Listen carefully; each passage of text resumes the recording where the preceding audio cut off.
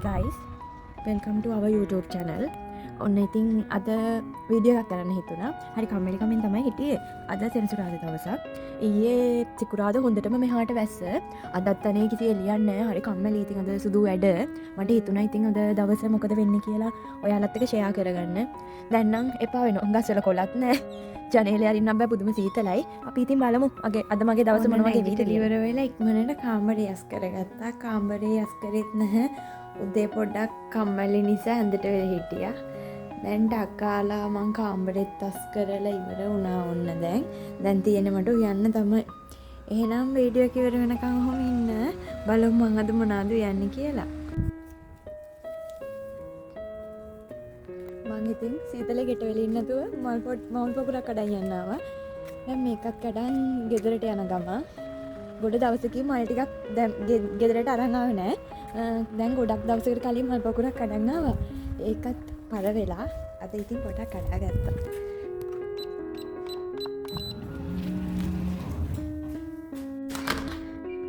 මල් ටිකත් අරගෙන මම ගෙදරට ඔන්න ආවා.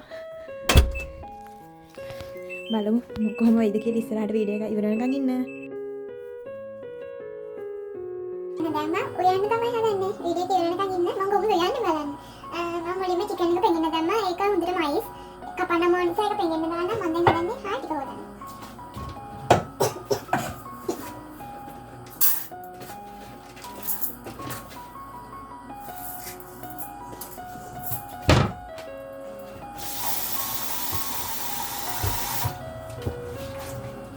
ඔන්න හාල් එක නම් රයිස් කුකර් එකකට තිබ්බා හොදලා ඉවර වෙනවා.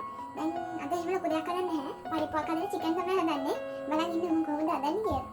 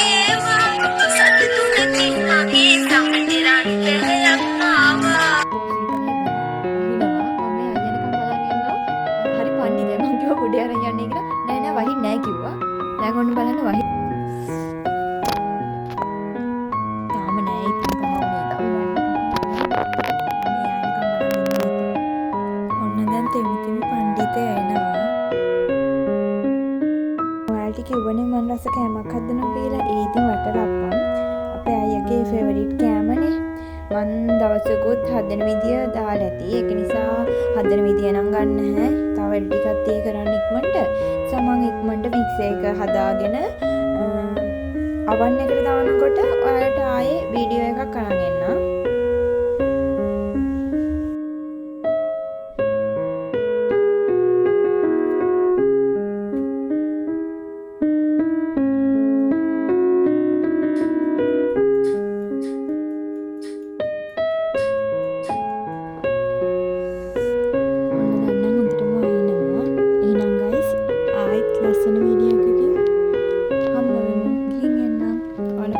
සතුටින් ඉන්න.